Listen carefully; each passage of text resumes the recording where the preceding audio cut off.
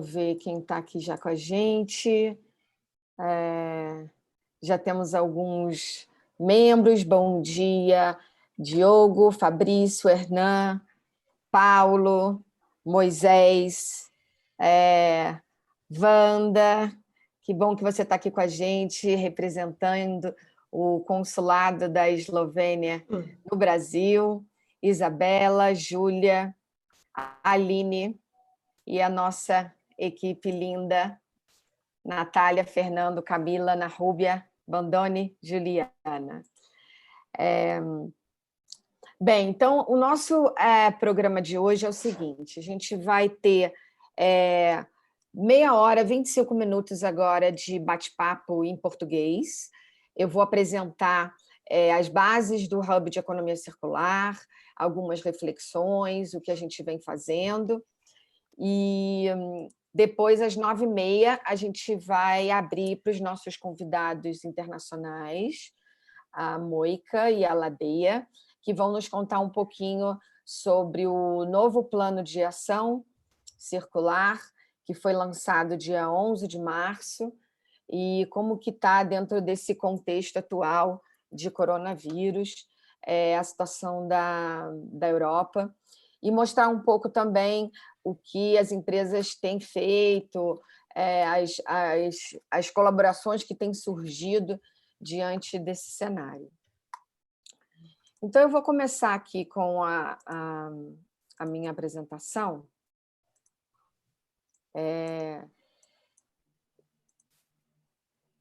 Destacando, primeiramente,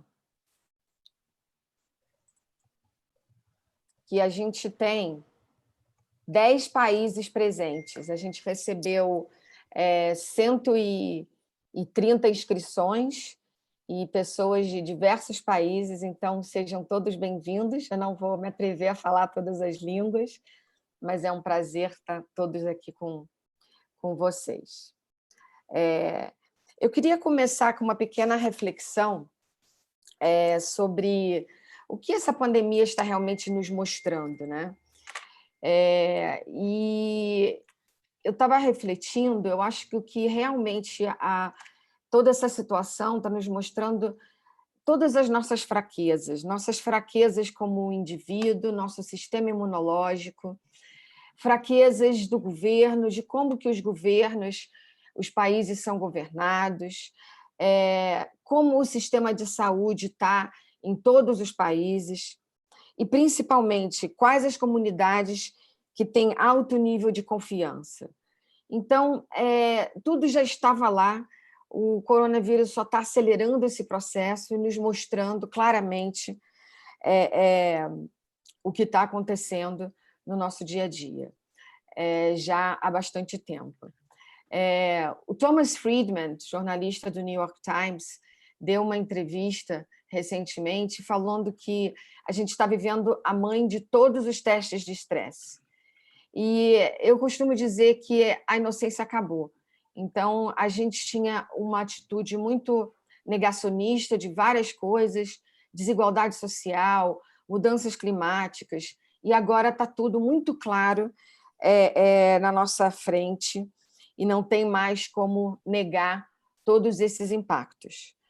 Então, ele diz que em 2008 o estresse era somente bancário, e agora, com o coronavírus, ele está expondo muito mais do que só questões de saúde.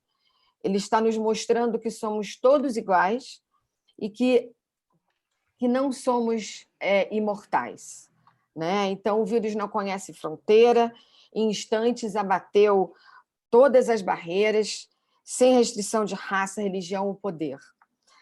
Mas isso que eu estou falando já está sendo repetido por muitas pessoas na televisão, nos jornais, em todos os países.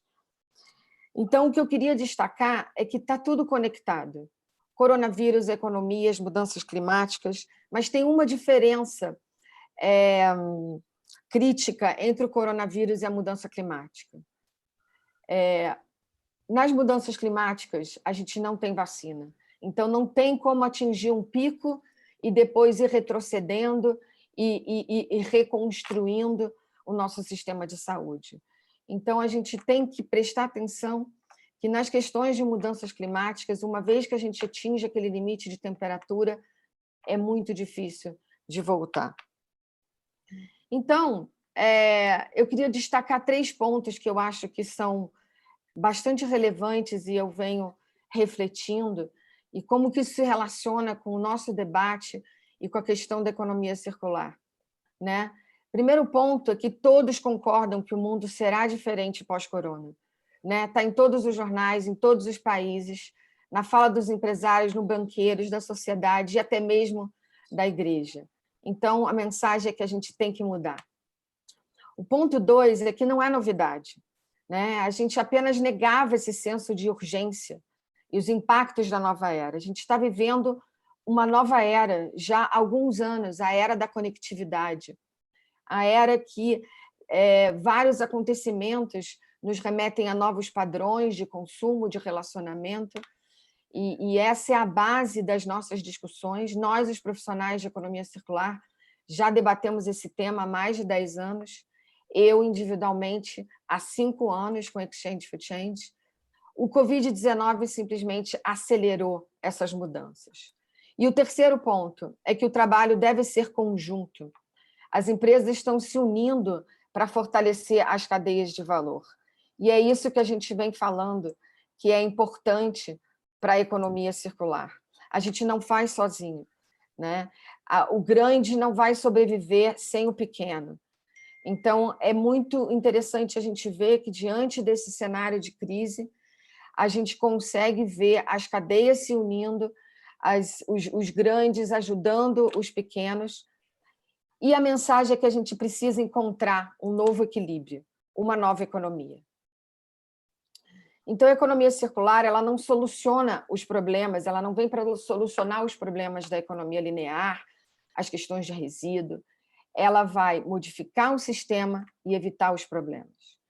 Então, com isso em mente, que eu constituí a Exchange for Change Brasil em 2015, para ser uma organização independente, conectada com vários especialistas para influenciar a transição para a economia circular no Brasil. E a gente tem um olhar da visão estratégica da economia circular, que é como se fosse um iceberg. A gente costuma discutir muito a questão de fluxo de materiais, design de produto, mas, na verdade, o que a economia circular está nos provocando é que a gente amplie esse olhar. A gente tem que discutir tipos de transações, novas relações comerciais, como oferecer performance ao invés de somente oferecer um produto para o mercado. É uma questão de mudança de responsabilidade. E aí a gente começou a olhar todos os movimentos que estavam acontecendo no mundo e que nos mostravam que havia necessidade de reunir grupos de empresas para trabalhar de forma conjunta para desenvolver essas soluções e acelerar o processo de economia circular. A economia circular ela foi já colocada como prioridade número 1 do European Green Deal, que foi lançado basicamente durante a COP25, e a gente vê fundos de financiamento como o BlackRock lançando fundos para influenciar modelos de negócio da economia circular. Então, isso nos demonstra que a gente está num cenário que a gente precisa realmente refletir o modelo de negócio. E, diante dessa situação, a Europa continua se reunindo, a Comissão Europeia continua se reunindo e colocando como condição para o pacote de recuperação financeira o EU Green Deal e a economia circular como sendo as bases para essa recuperação depois do pós-coronavírus. A gente viu também, recentemente, o Clube de Roma convidando os líderes globais para terem coragem e sabedoria para aproveitar essas oportunidades para fazer novos planos de desenvolvimento. Os pacotes de recuperação têm que ser pensados de forma a incluir incentivos para empresas e indivíduos caminharem nesse modelo circular. Então, o Hub de Economia Circular ele vem com esse olhar de trazer para o Brasil todas essas tendências, esses modelos de criar esse ecossistema único para reunir as empresas que estiverem comprometidas a trabalharem juntas, para superar as barreiras, quebrar os paradigmas e viabilizar os projetos de economia circular no Brasil. Porque, basicamente, o nosso objetivo não é só olhar para o que a gente já tem, e sim entender que, com esses novos princípios, você pode atingir novos modelos de negócio, uma nova competitividade, e é o que você pode atingir com esse mindset circular. Então, a gente tem 3 categorias de ativadores, provedores e apoiadores. E antes de eu entrar no detalhamento, eu quero só verificar aqui com todo mundo, tá tudo ok? Eu estou recebendo algumas mensagens aqui de que a conexão do YouTube está acompanhando bem. Tá tudo ok, Fernando? Eu não estou te ouvindo.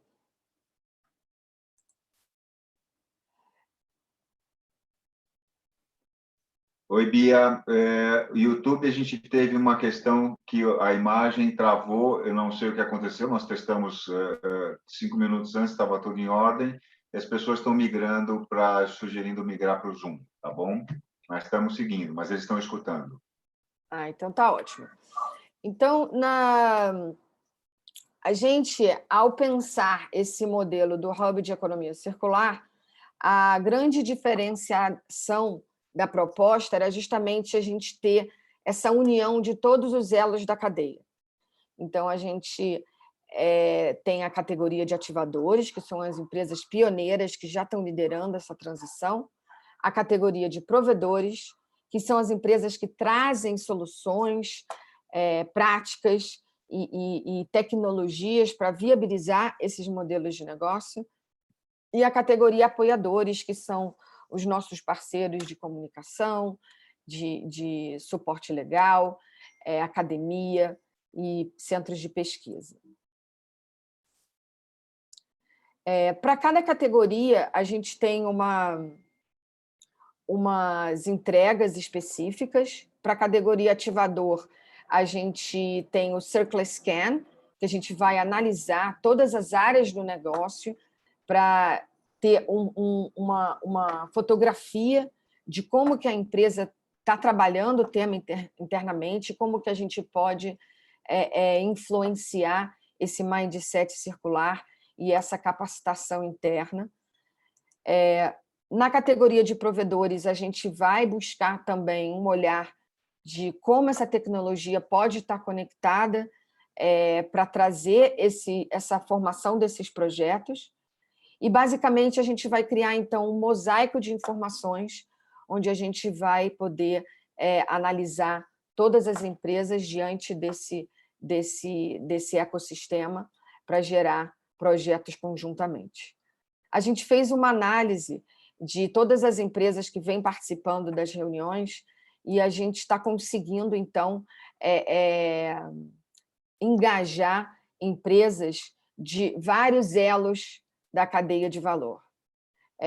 Esses são todos os nossos membros atuais, que já confirmaram a participação, que já deram início ao trabalho de Circle Scan, das análises técnicas e o diagnóstico individual. E eu queria destacar alguns membros que continuam, então, fortalecendo essa mensagem da economia circular diante do atual cenário.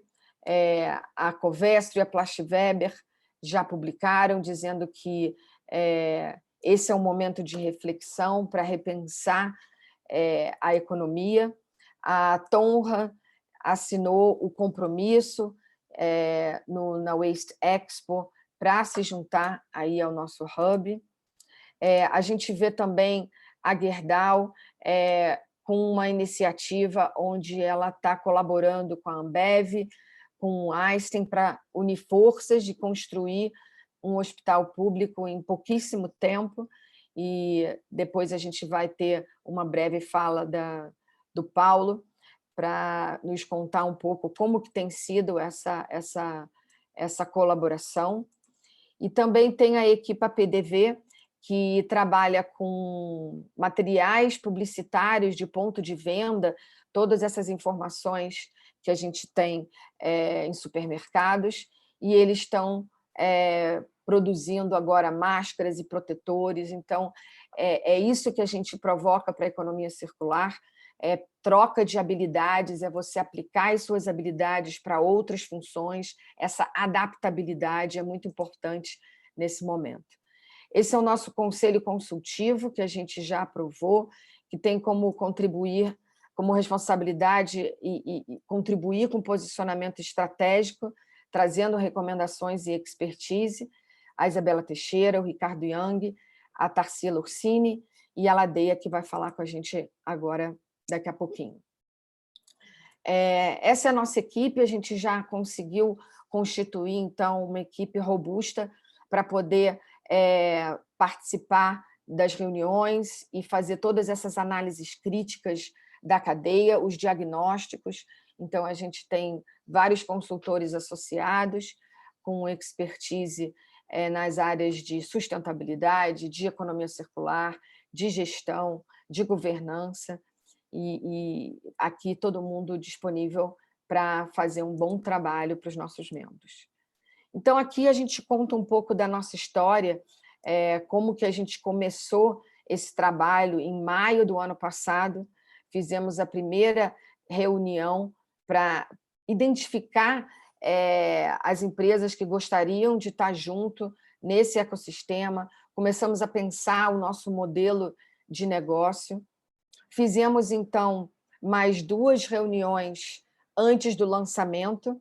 Em setembro, a gente fez uma reunião na FINEP, onde a gente recebeu representante do Ministério da Ciência e Tecnologia para apresentar para a gente o nosso roadmap brasileiro. E dia 6 de novembro do ano passado, a gente lançou no Sustainable Brands a iniciativa. Tivemos nossa primeira reunião presencial 12 de fevereiro, e, devido à situação atual, a gente transferiu todo o nosso treinamento para 4 webinars virtuais. Esse, então, está sendo o segundo. E é muito bacana ver que, mesmo mudando para esse modelo virtual, no nosso primeiro webinar a gente teve quase que o mesmo número de participantes da primeira reunião, e hoje eu estou vendo aqui também que temos um número considerável de membros e convidados, então, obrigado aí pelo contínuo interesse.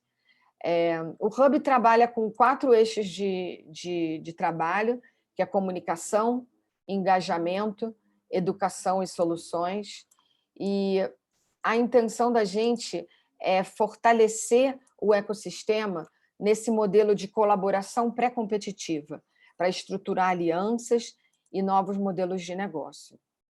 Então, basicamente, a gente tem uma metodologia de 3 passos, onde a gente tem a primeira parte, uma análise individual, para depois a gente chegar na análise da cadeia e montar esse cluster de projetos, e estamos abertos aí para mais alguns ativadores para fechar esse primeiro ciclo de 10 empresas.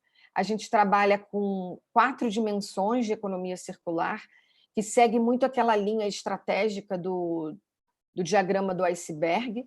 Então, primeiro a gente olha o fornecimento e o fluxo, para depois pensar em governança e modelos de negócio.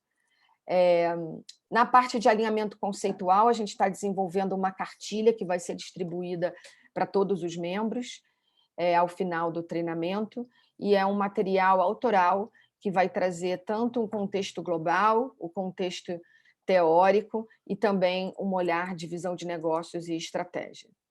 Esse é o nosso cronograma, bastante detalhado, que a gente tem, pensando nas entregas, nos momentos onde a gente vai realizar os diagnósticos e, eventualmente, a nossa intenção é que em setembro a gente tenha esse mapa cluster de projetos já estruturado com as informações de todas as empresas, para a gente, então, definir quais os projetos que a gente vai levar para o ano que vem. Então, como participar? A gente está buscando empresas que realmente querem iniciar esse processo de transição, estão abertas para realizar esse Circular Scan e trazer representantes de várias áreas da empresa para a gente, então, fazer esse trabalho detalhado e trazer oportunidades e desafios para serem trabalhados juntos de forma colaborativa. A gente tem um prazo aí até junho para a gente fechar o primeiro ciclo e poder, então, fortalecer esse desenho dos clusters. Então, para fechar, eu quero só fechar com uma frase, né, da Ladeia, que vai estar entrando daqui a pouquinho. A gente foi lançado para fora da nossa zona de conforto. Portanto, agora é a chance da gente desenvolver novos modelos de negócios e um caminho circular e sustentável. O corona nos mostrou que a gente é totalmente interdependente, interconectado e vulnerável, e muitas coisas que a gente já sabia, mas que a gente não conseguia ainda ter uma velocidade e ter o senso de urgência para mudar. Então, só para contextualizar, o Plano de Ação Circular foi lançado em 2015, com 3 áreas foco: produção e consumo, gestão de resíduos e criação de mercados para materiais secundários. Em 2016, já foi observado alguns resultados significativos. Em 2019, a Europa já começou a observar estratégias nacionais de países e cidades, e agora, em 2020, a gente tem esse novo plano de ação que a Ladeia vai falar para a gente, que fortalece as metas de 2015. Então, a economia circular, basicamente, nos provoca um novo olhar para novas formas de produzir, consumir e se relacionar. Então, eu acho que agora a gente tem alguns minutinhos para esperar a entrada da nossa palestrante. Fernando, eu passo para você, como moderador aí. A Ladeia já entrou.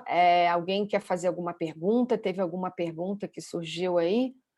Não, eu até vou sugerir, o YouTube agora está online com a gente.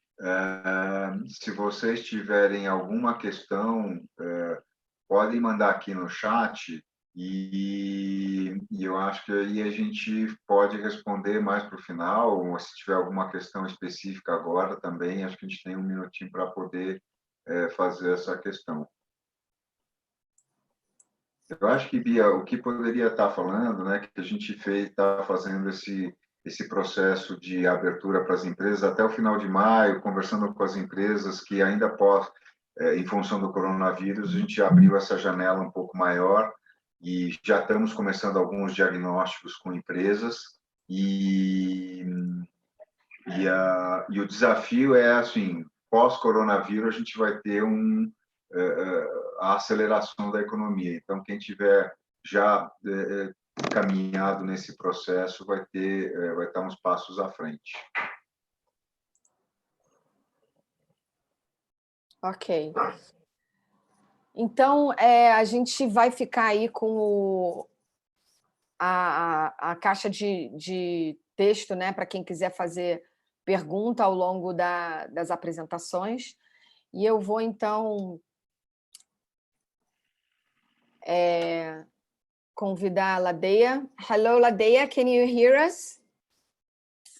Hello. Hello, I can hear you and I can see you. Oh, fantastic. It's an honor and a great pleasure to have you here. Thank you very much for the long-standing partnership. And it's great to be connected and be able to share information and bring up-to-date information from Europe to Brazil. So Moika is already connected as well. Yes, hello. I can hear you very well. Thank you. Oh, hello. I can see you too. Yeah, well, we have had a lot of interest on our webinar. I have here on the screen 9, 10 flags, because basically we had people from 10 different countries subscribing for our chat. So basically we have 1 hour, possibly 15 minutes extension for questions if we still want to stay a little bit longer. I will provide a brief overview of what is our Brazilian hub, and then I will pass to Ladea to talk to us about the new action plan, the plastic pact. So basically, I will talk about in around 10 minutes. I will invite Gerdau. Paulo from Gerdau is one of our members to also share with us a little bit of the emerging collaborations that is happening here in Brazil as well. We've been, I thought it was a great idea that Ladea had to bring Moika here with us to share a little bit of the things that have been happening and the things that the company have been doing since this situation with coronavirus.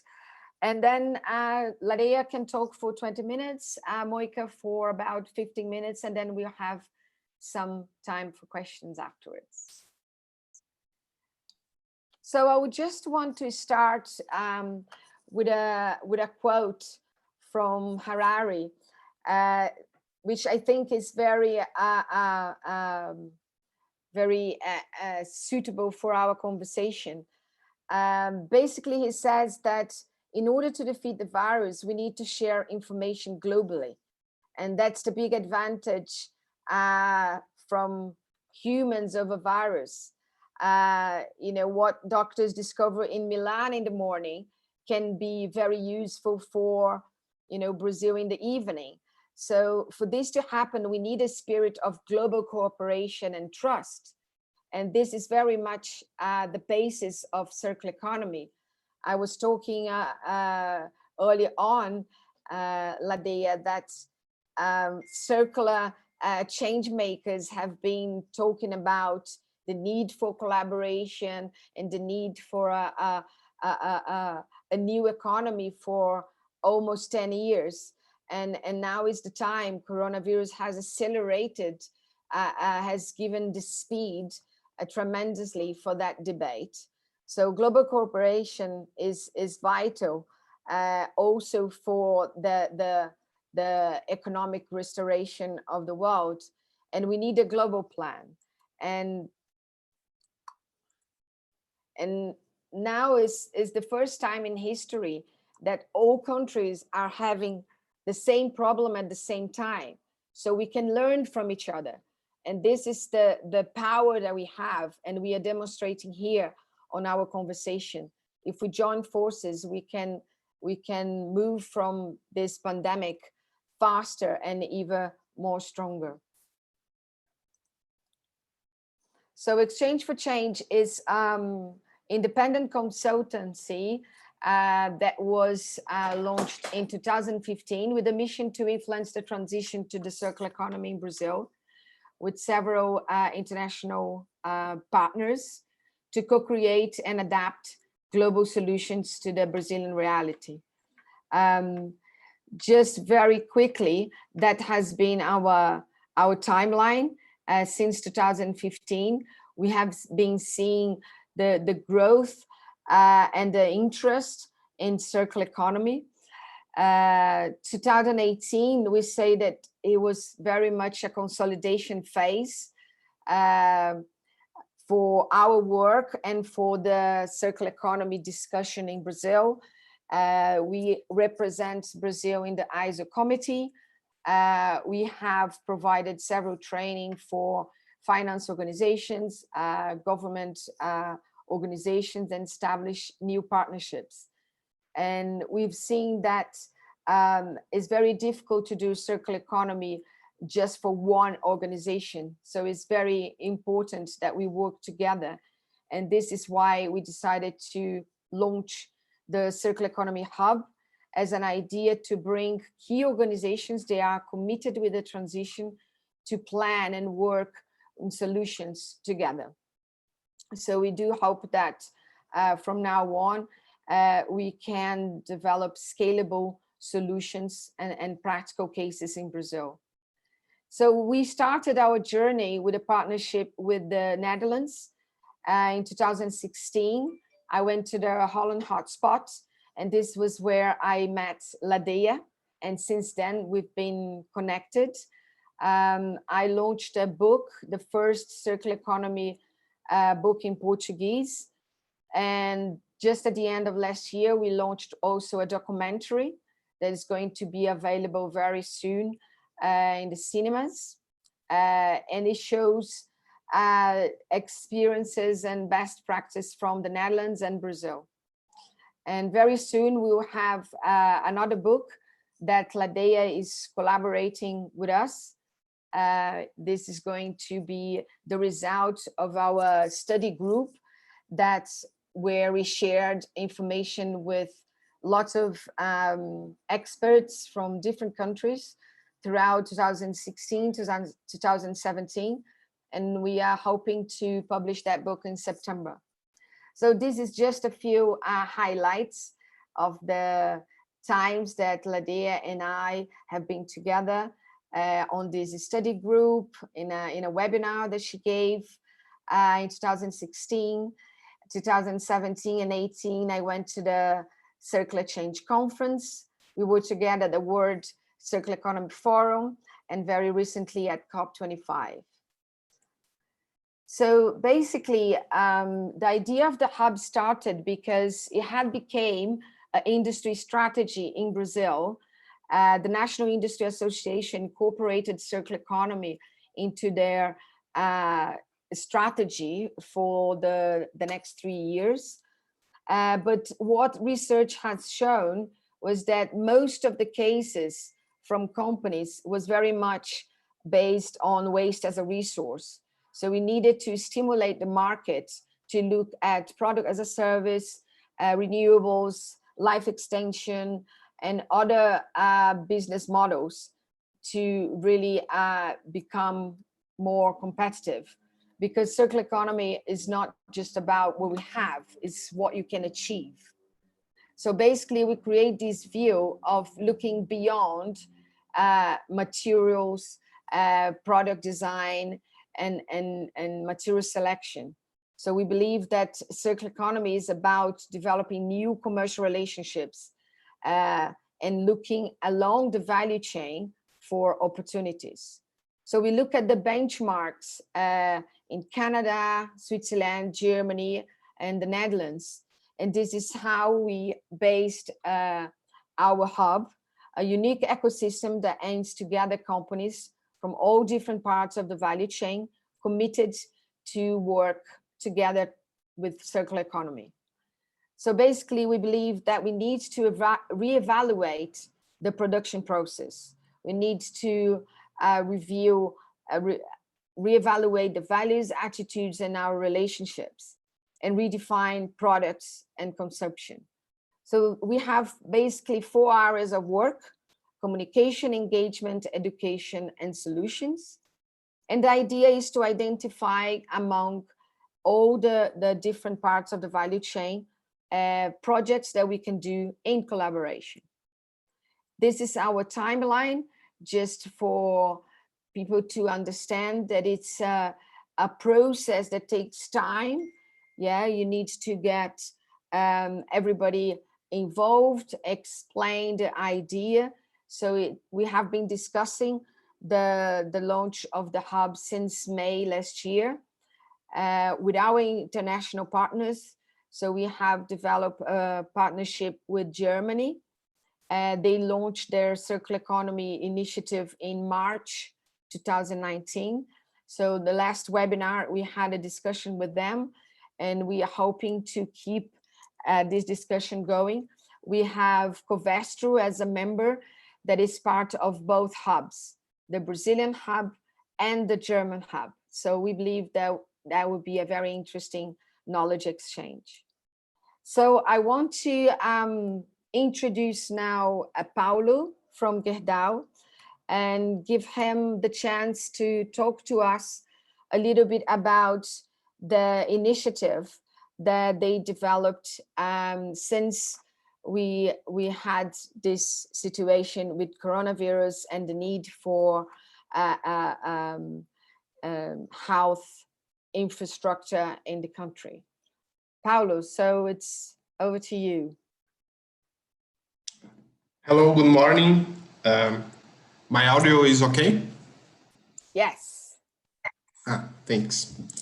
So just before entering this coalition that we created in São Paulo for the COVID-19 crisis, I just want to spend 2 minutes explaining about Gerdau and our strategy here.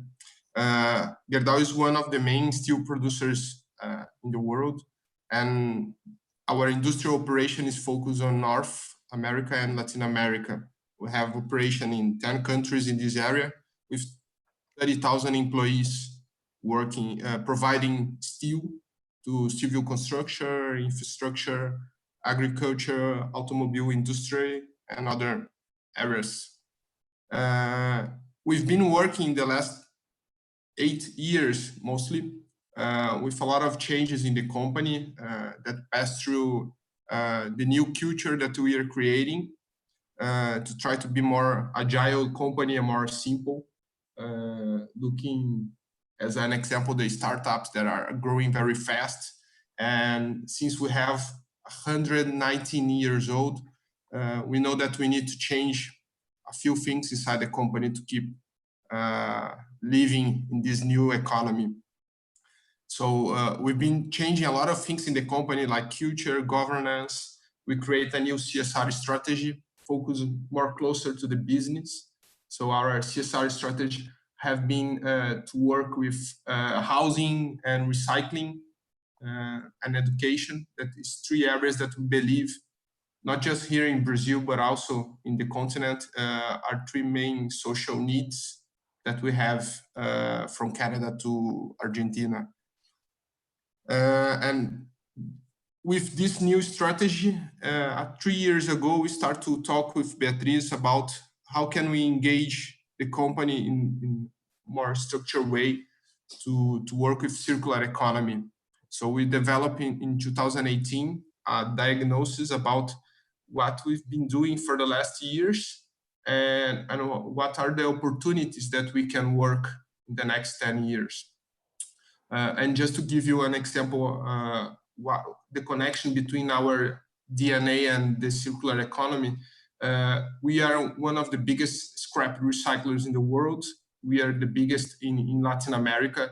Each year we have 14 million tons of scrap that we transform in new steel. This is our main raw material. So scrap is in our DNA since the 70s when we start to operate this kind of change in the using scrap as a raw material. So we have a few goals to look for the future when we talk about circular economy. In 10 years, 20% of our EBITDA will come from service and not just products. And if you look for a industry, this is very challenging. But we've been working with some innovations around the world. We have an outpost in Silicon Valley and another one in Manchester. This Manchester is looking for graphene and how we can use printing and graphene and other kind of material ways of producing. And also in Brazil, what we are digital factory that is working technology and partners to see and do in next years. And this is just a very short image of the company and talking a little bit more about what we've been doing during this virus crisis. 1 month ago, and we saw that the the crisis to a global crisis, not just in China, we decided to talk with our board and ask during this year, we stopped to invest just in our strategy, and we decided to pay internal funds with 30% of our global budget focus on the COVID-19. And using this budget, we've been working with other companies and public organizations to create initiatives in Brazil, Latin America, and North America.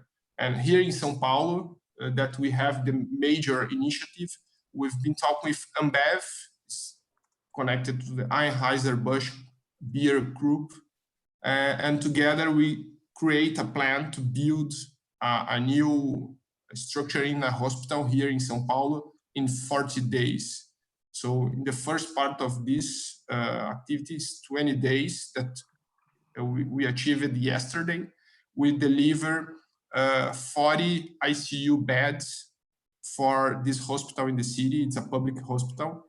And in the next 20 days, we will deliver another 60 ICU beds. So at the end of these 40 days, we have 100 ICU beds only for public health system in the city of São Paulo. This is a partnership not just with this with the Ambev company, but also with Albert Einstein, that is one of the major hospital group in Brazil, and they will start to operate this hospital in the next days. So we are trying to copy the initiative that we saw in China, that they built several hospitals in a few days, and the idea is to try to deliver this in São Paulo. The difference is that this structure is not temporary. This will keep with the hospital here, and they will use the hospital for regular patients after the COVID crisis. So this is just one example that we create this coalition with Ambev and other the public system in São Paulo and the Albert Einstein Hospital. But we've been trying to do that in other cities, not the same size, but also we have other 5 hospitals in Brazil that we are supporting. And another initiative that I just want to share because it's very interesting. We have contact with a group in south of Brazil that called Women in 3D Printing. And these women are producing face masks with 3D printing to support doctors and nurses in the public hospitals. So we've been producing the last 2 weeks, 10,000 face masks to deliver to these public hospitals in, I think it's like 50 cities in Brazil. So the next 10 days, these masks will arrive in the public hospitals.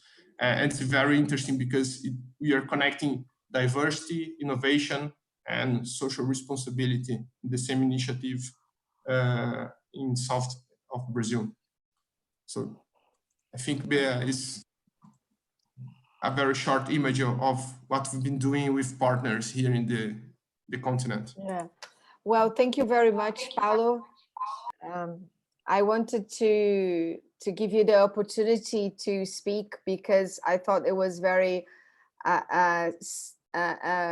very much in line with what Moika is going to be talking about, emerging collaborations that are happening within this pandemic. And this is very much the essence of circular economy. Learn to work together with companies from different sectors along the value chain for the good of the society and the whole of the value chain. So thank you very much. So Ladeia, now it's over to you. Please feel free to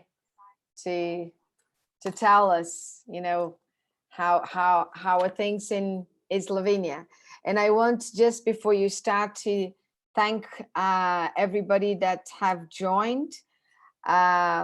We have some of our members. We have Vanda from the Slovenia consulate in Brazil, also with us, and some other people, I believe, that have been invited by yourself. So over to you. So hello. First of all, thank you very much, Patrice, for organizing that, for inviting me, and congratulations on all your work. So what you're doing in Brazil is amazing, and I guess that we are inspiring each other, and as you nicely put it, it is about collaboration, exchange of knowledge and practices. This is what circular economy is about, and life as well. So hello to everyone. I'm coming from Slovenia, as it was already said before, so the only country with love in its name. And I would like to, when I was thinking about it, how to start in these pandemic times when we are talking about crisis all the time, you know, and we are under stress and pressure and so on. But I think this word love is really meaningful. So I even have a shirt with love printed on it, because that is what we need now, love and respect and trust.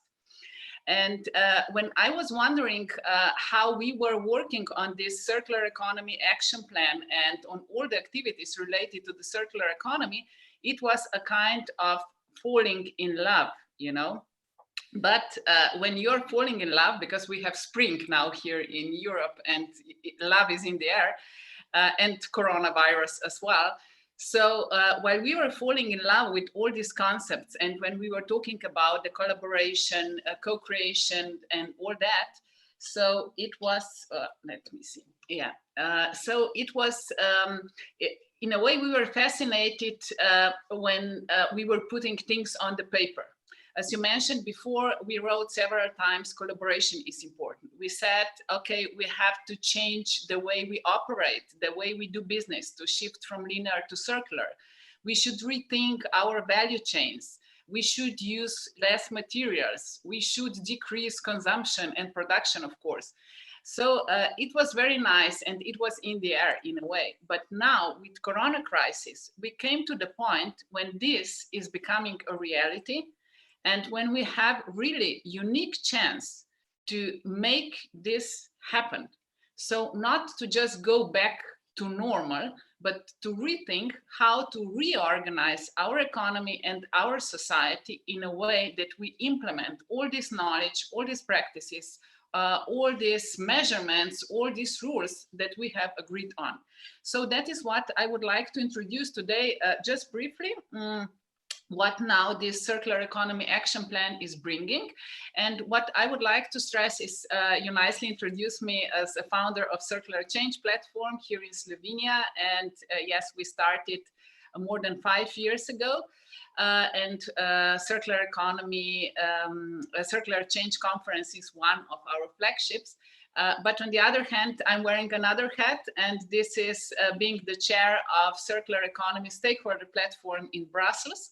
But this platform is a platform that is called Network of Networks. We really would like to connect different circular economy change makers, not only in Europe, but around the globe. And the coordination group as such consists of 24 members and is now operating since 2017. And I would like to invite everyone really to follow us. So European Circular Economy Stakeholder Platform, and share not only one way, but both ways. So you can find a lot of good practices there.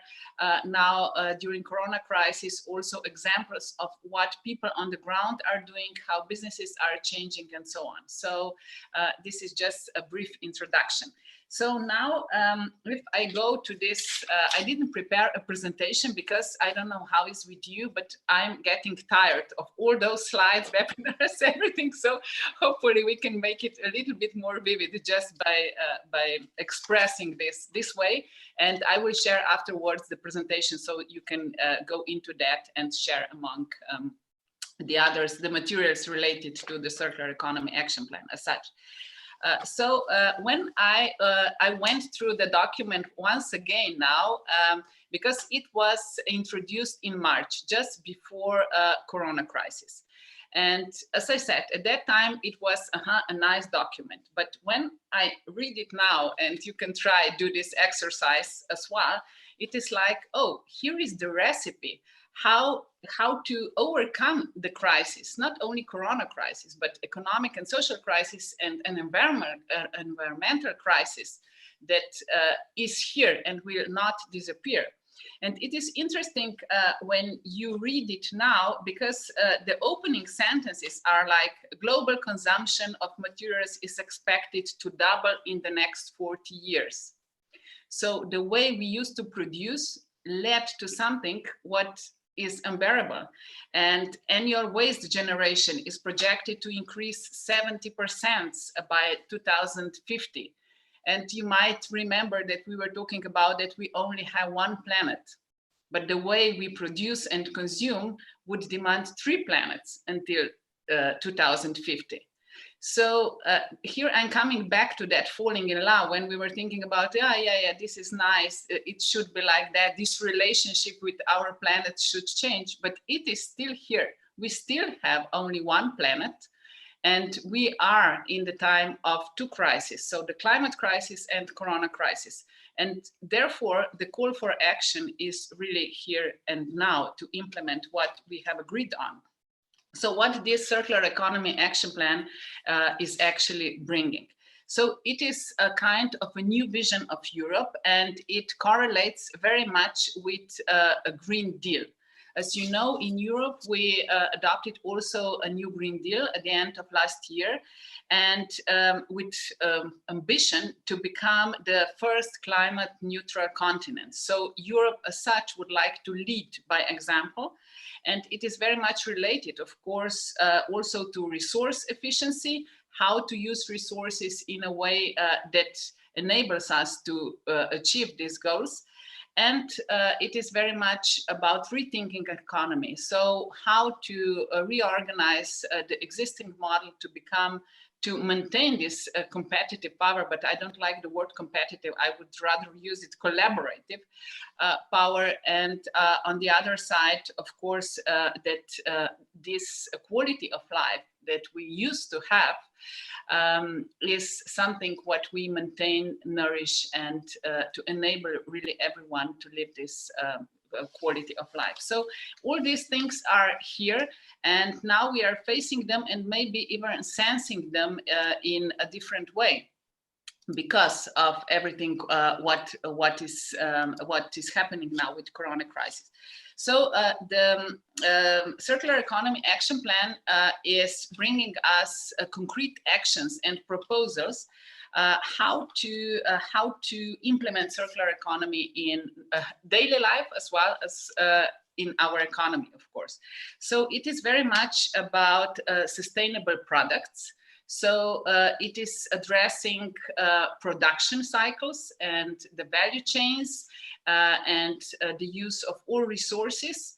On the other hand, it is very much focused also on the consumers or citizens. So how to empower citizens to behave more responsible, to choose those more sustainable solutions and so on. So it is trying to be balanced, not to put all the power or all the responsibility to the producers, neither to the consumers, but somehow to find this balance between what we as users and consumers can do by our daily decision makers, and on the other hand, of course, how the whole business and the whole economy should transform in this circular way. So then we have a few sectors that are exposed, are those that are bringing that are crucial for this transition, because where the use of materials and energy and all resources is very high. So these are electronics and ICT, then batteries and vehicles, because you know that we were talking a lot about this mobility and how to change this concept as well. Then we have packaging and plastics. Then we have textiles. Then we have construction and buildings. It was very nice what we have heard just before about this case of the construction business that was introduced. Then we have food water and nutrition. So you can see that in all these segments, there is a lot of space for improvement, whether on the side of how we design things or what we produce and how to produce, through the whole cycle of that, how to maintain the value, how to repair, refurbish, reuse, and at the very end, recycle. So these are those pillars that are in the action plan. And of course, one of the goals is to produce less waste. So waste is something we should not think about waste, but we should think about the value of materials and all sources. So this is one important message as well. What can we do to ensure less waste? And the third or the fourth, let's say, stream goes in the direction how to empower, as I said already, consumers, citizens, people as such, and also to give power to the cities. Because as we have noticed in Europe, a lot of cities are implementing circular economy strategies and action plans. And what Beatrice said at the beginning is that we are all learning from each other. And for example, in the Netherlands, we can see right now how Amsterdam decided to become the first donut city. This is giving me hope because, you know, the donut economy is the economy that respects the boundaries of the planet. And it is not just profit-oriented, but it is trying to ensure the coexistence of the whole ecosystem in which we as people are co-living with nature. Because sometimes we forget that we are part of the nature, but now we realize that we are not detached from the nature and from the viruses and from everything. So we are just part of that. That is something what is also an important part of the document. And of course, what Europe cannot do alone, or what none of us can do alone, only the collaboration among us, and this can bring results. So this systemic approach is embedded in a way in this action plan, that we understand how everything is interdependent and interconnected. Because before, I would say, even again, if I'm going to this area before, or this time before Corona, we were still very much in silos, and we were thinking, okay, I'm belonging to food industry, so why should I care about mobility? Or I belong to the construction sector, why should I care about health systems? But now we realized how the whole system is really interconnected, and how we can establish relations and collaborations that bring results from which we all benefit in a positive way. So if I go back now to the plan as such, when it was published within our circular economy stakeholder platform, we decided to give some feedback on that. And we asked 24 members of this coordination group to write their message, to write their suggestions, the feedback on the document as such. And I think that this is something what is worth sharing with you as well. Because my personal view is that it is great that we have documents and that things are written down, but if we do not live them and implement them into our life, they mean nothing.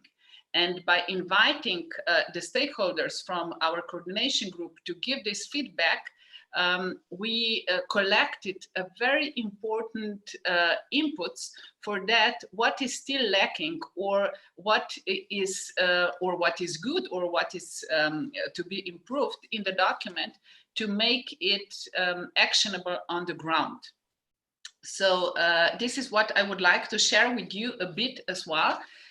Because the outcomes of this relates to the chapters that I have introduced to you now, and what gives you food for thought as well, I guess.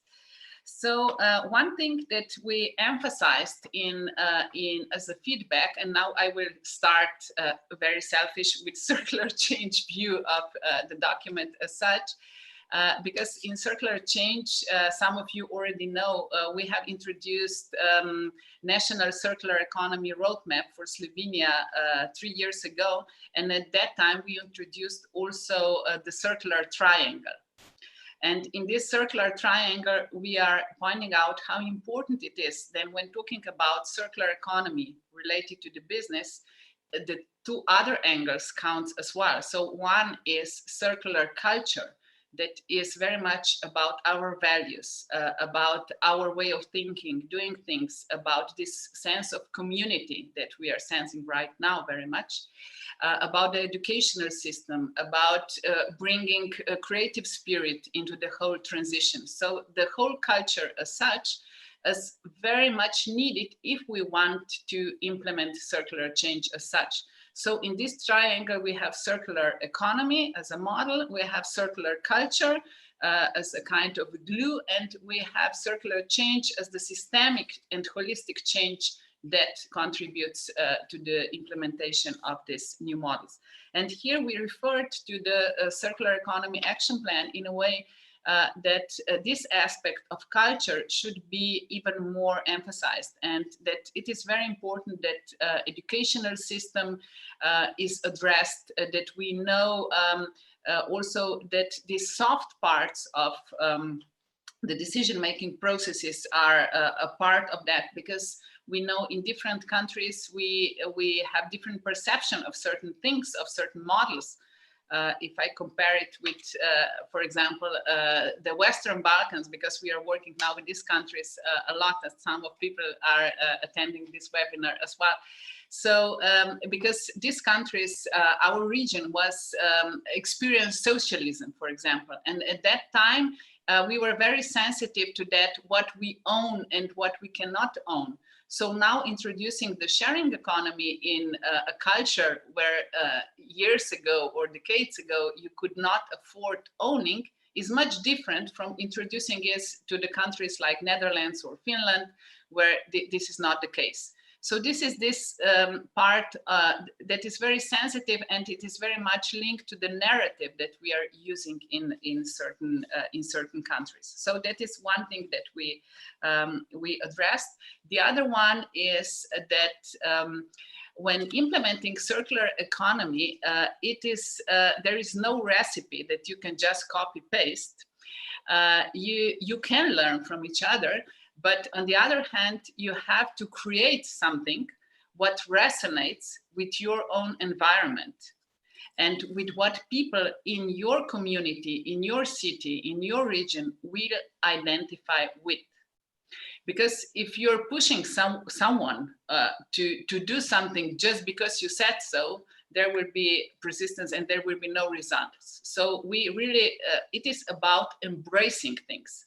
And it resonates again, at least for me, with this Corona crisis.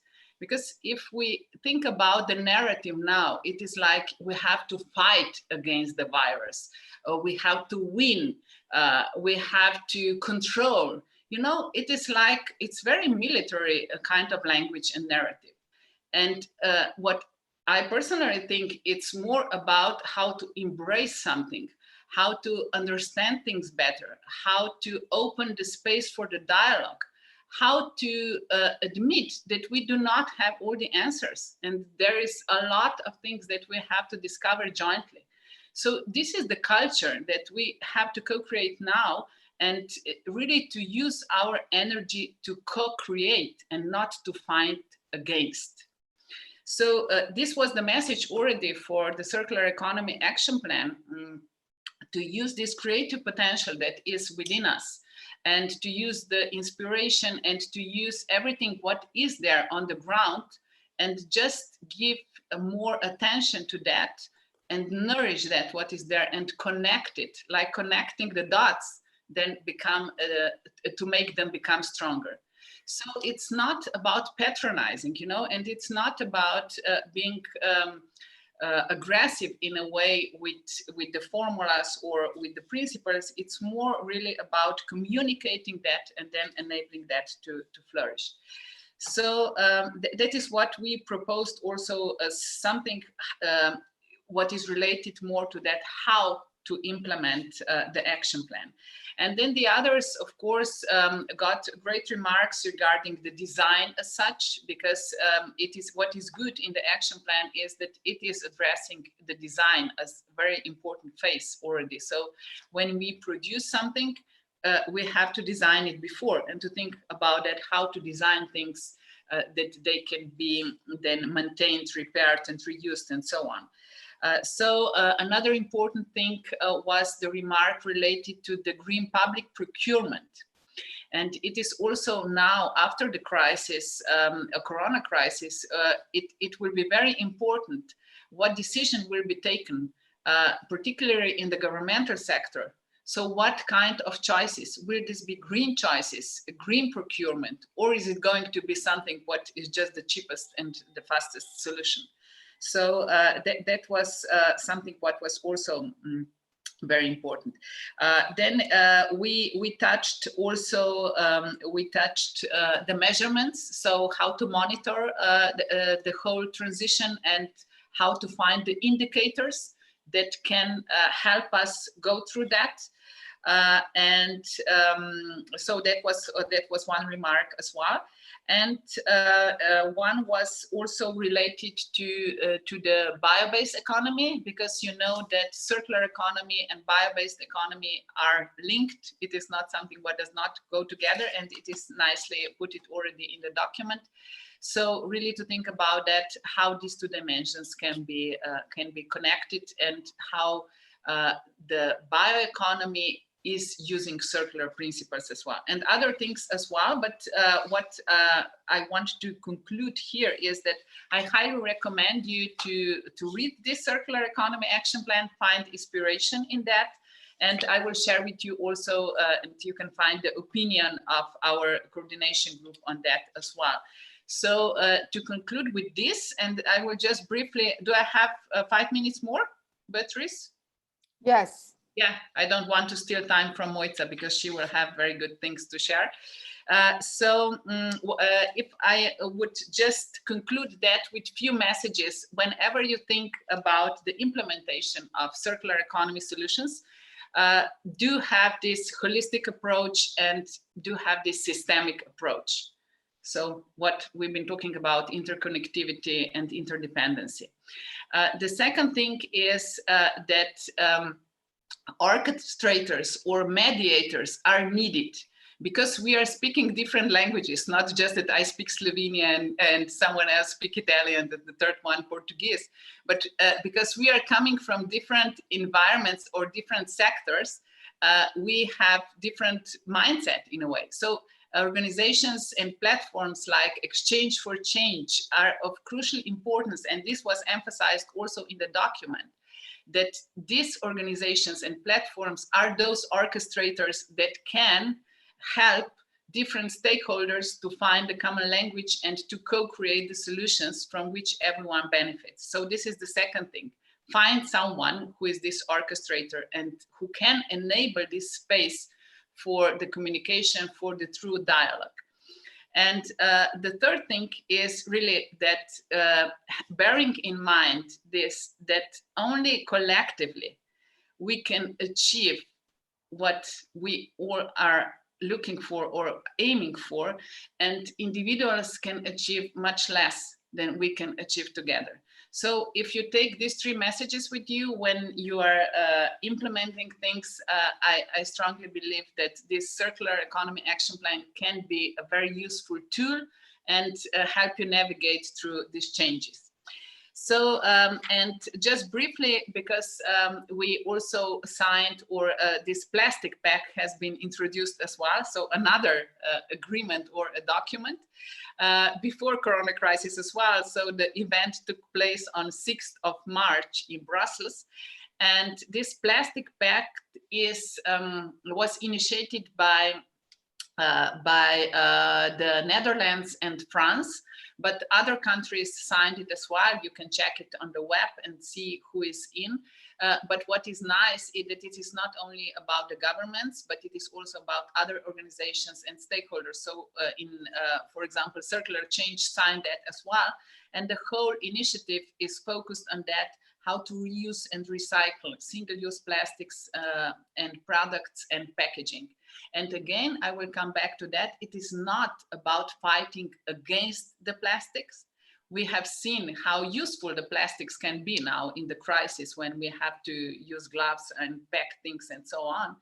It is about that, how to really make the whole concept around plastic more circular. So to find solutions also for that, how to design things, how to produce, how to consume, and then how to collect it separately so that there is little waste, but a lot of recycling. So even plastic is not an enemy, as COVID-19 is not an enemy. This is something what is here and what we can cope with and use it wisely. So to use our knowledge, experiences, wisdom, and heart. So here I would conclude this part, and I'm looking forward to answer your questions. And I hope that I managed to inspire you and give you hope that jointly we will manage to survive and co-live on this beautiful planet. Wow, thank you very much, Ladea. Always an inspiration since day one when we met. I just want to say it's very inspiring, your words, and when you say that we have to embrace this change together, it reminds me of a discussion that we had at COP25 when you were saying that it's not just about the report. Yeah, you mentioned the report and a lot of the findings and targets, but it's about the process and the stakeholder engagement, the people that go through this process. That's very important.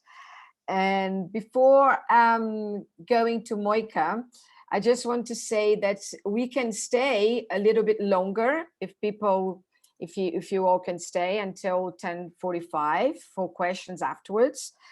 And I want to say welcome to Freek van Eyck from the Holland Circular Hotspot that is here with us, Lynette from Eurochile. We have representatives from UNDP, the Eslovenia ambassador in Brazil. It's here with us. Thank you very much. And it's very good to build this bridge between the two countries, and also the Chamber of Commerce from Montenegro. And one question from one of our members, Claudia Leite from Nespresso. We have pointed out in my initial words that the Commission is getting together to ensure that the restoration plan, the financial restoration plan, will be in line with the EU Green Deal and the circular economy.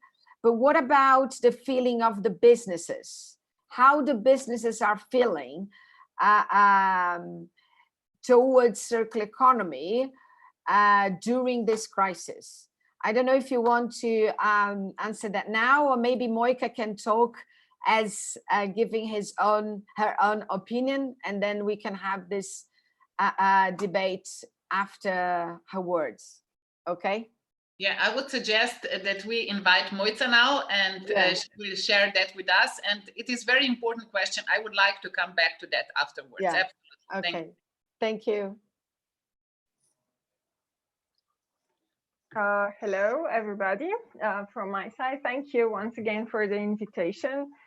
So my name is Moica Marchisetti. I am a sustainability manager in the company Eslovenia.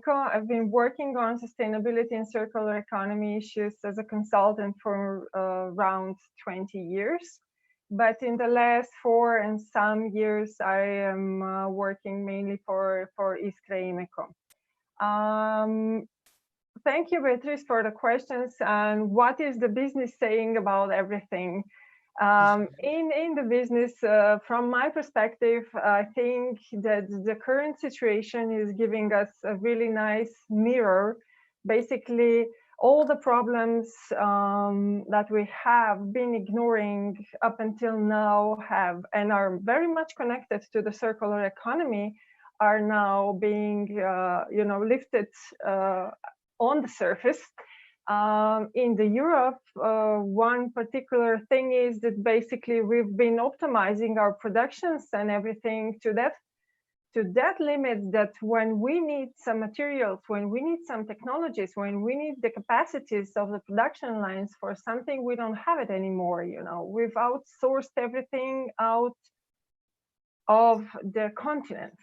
So these are some strategic issues that we are, in the name of sustainability and in the name of circular economy, saying and emphasizing for some time, and are now even more important. And I think, I hope we will learn from that something.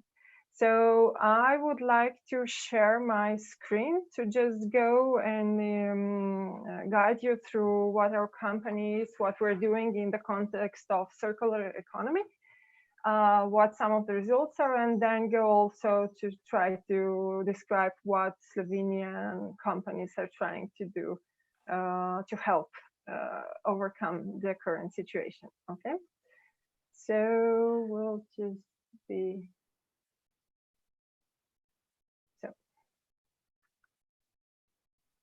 Okay.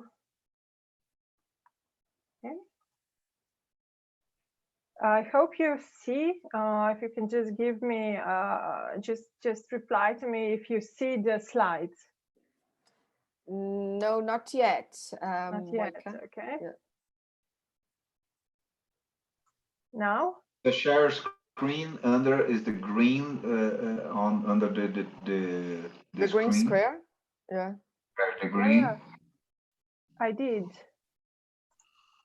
And then you have to select your slides and then press And OK. then share. Okay. Oh, yes. Perfect. Yeah.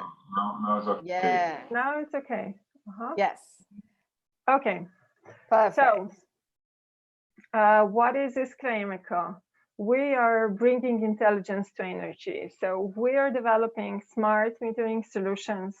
We're part of smart water, smart home, IoT platforms, smart grid, smart city, e-mobility. And how we do it is, this is connected. So connectivity, security, and sustainability. Those are the three main objectives of how we do all that. And Ladea did put things nicely just before me and said there's some industries that play an important role in this transition to the circular economy, and we are part of that. We're playing a really important role, sometimes an overlooked one, and I'll try to explain to you why. Okay, so Economia, we are the fair meter pioneer, meaning that this importance of circular economy is important for us for already more. I mean, we have the systematic approach for many years now, and we are the trendsetters in the industry. We have the global reach, we have the knowledge hub in the heart of Europe. And this is approximately the size of the company, not the most interesting things. They're really exciting, but this is something for you to know. The Economia is present across the globe. Basically, only the North America continent is where we're not present.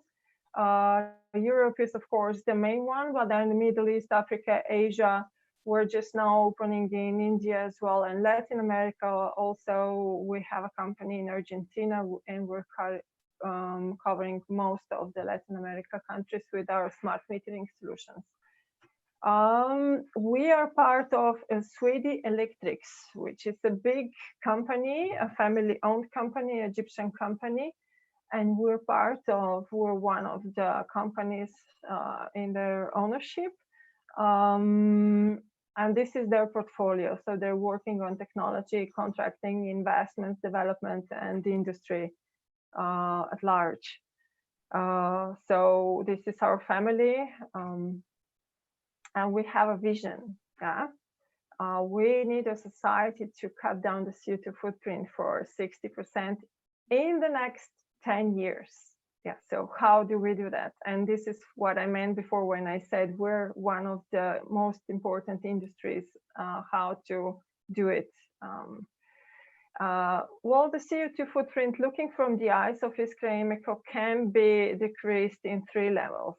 So it's our responsibility. We see in 3 levels. One is our company, so optimizing us, our processes, our designs, and everything.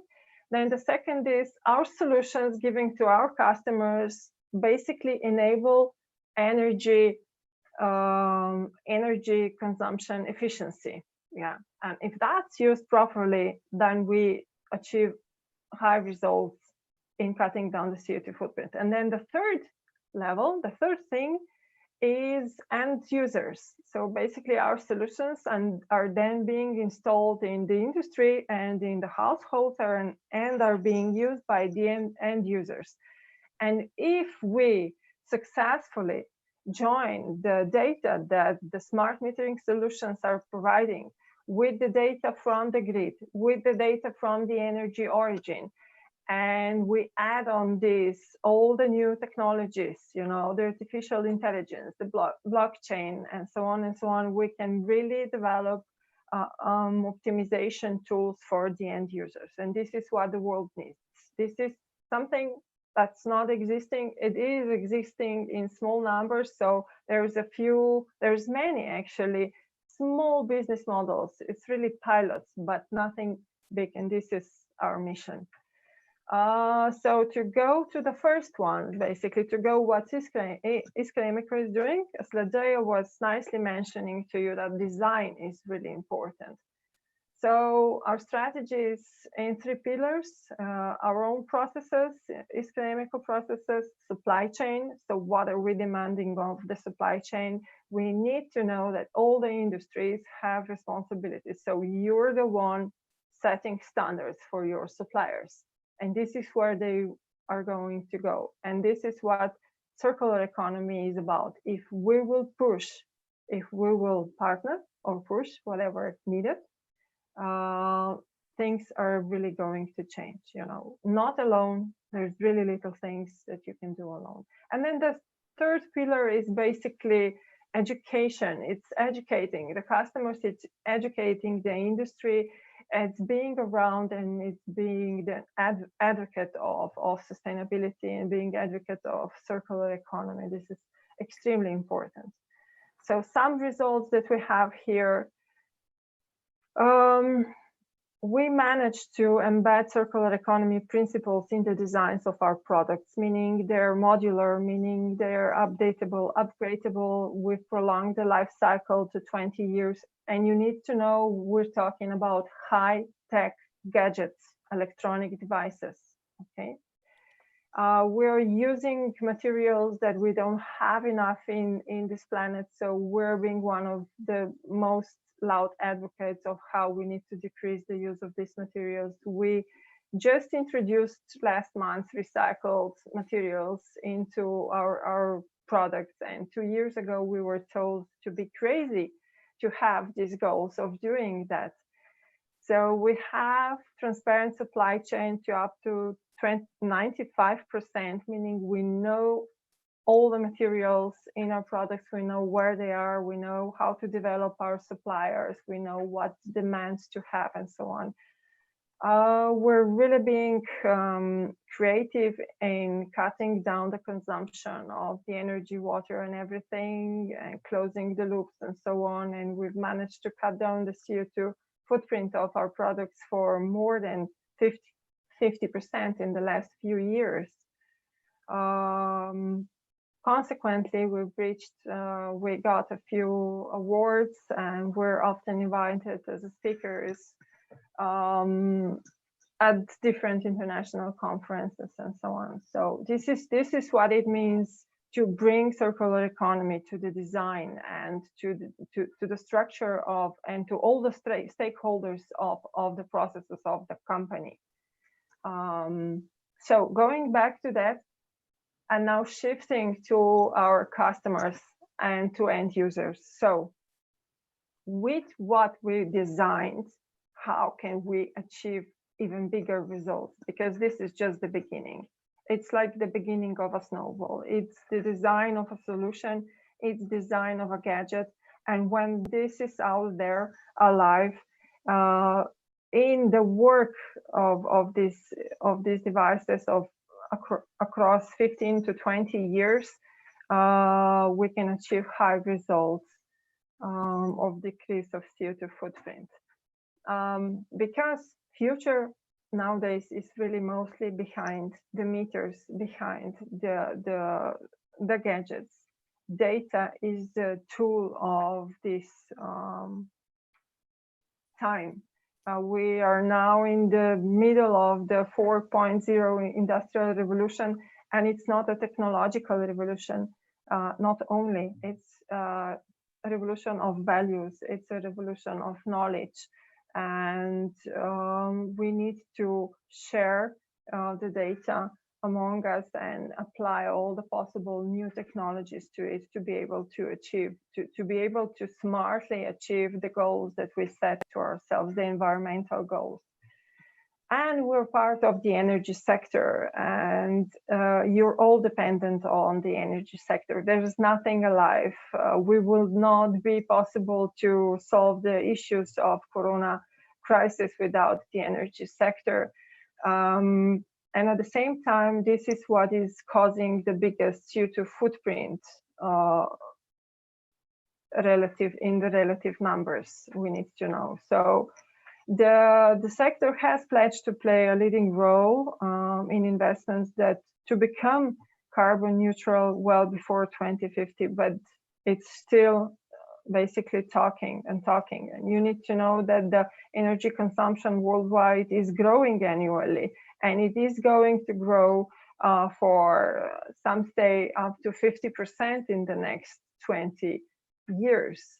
That's why I think that energy efficiency is extremely important. You know, the European goals that were set in the previous period were 20% bigger increase of renewable energy, 20% lower CO2 footprint, and 20% bigger energy efficiency. That were the goals in the previous period. We achieved the increase of renewable energy. We achieved the lower CO2 footprint, but we did not achieve the energy efficiency. And now we have a shorter period. We have only 10 years to reach higher goals. We need to be 50% more efficient, 60% lower energy consumption, and so on and so on. So we still have this big question over us. The whole world has it, and we are not using the potentials of the technologies that are developed, that we have them, that the world has them, and we're not using data.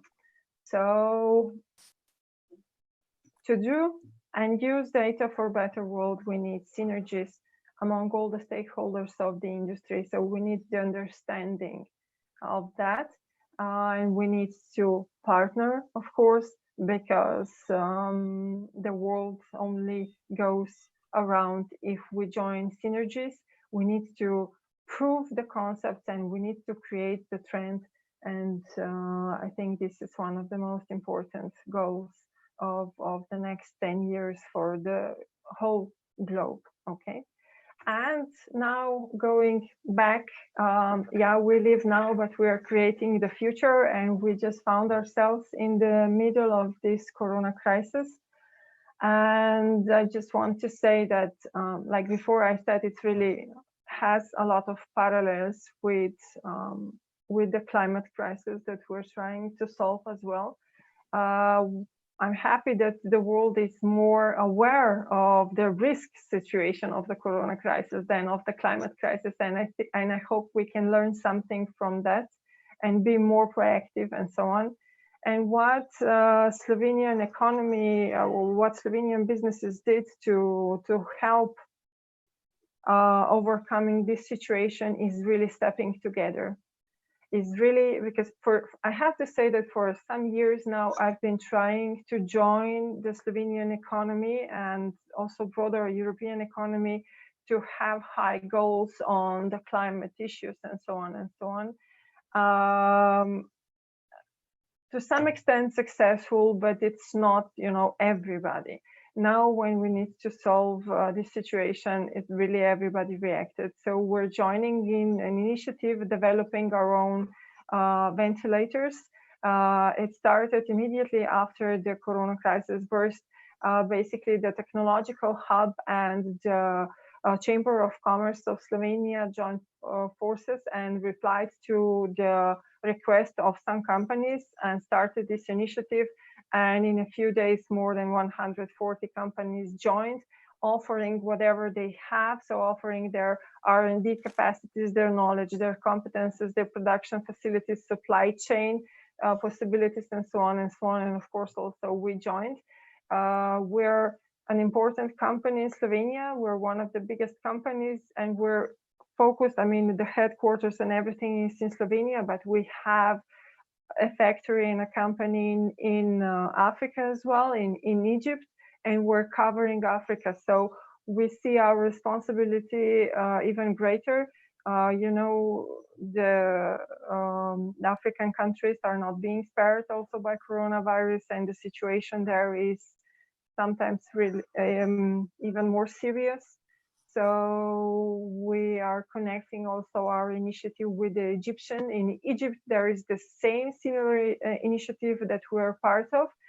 So there are only differences also that the government in Egypt is also a bit more active with that. So they said, yes, all the companies that are available need to join forces to be able to help with the technology, that they find solutions faster, and so on and so on.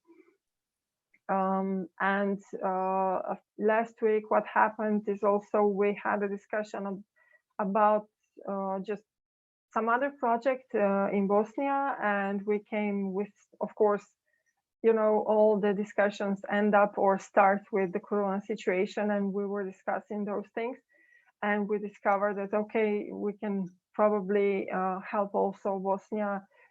So I'm trying to connect basically both countries to share the resources and to Brazil is a really big country, and we're from a really small country.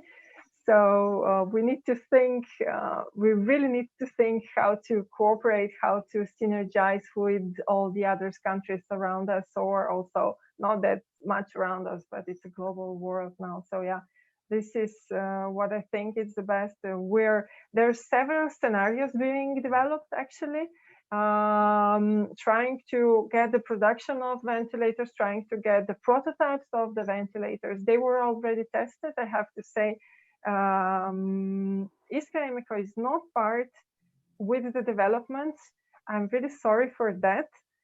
But the reason is because there were so many companies already there before, and there's so many young researchers that were faster, more available, and everything, that basically we are standing in the line of when we can help. So we're not the active developers of it, but just helping when needed.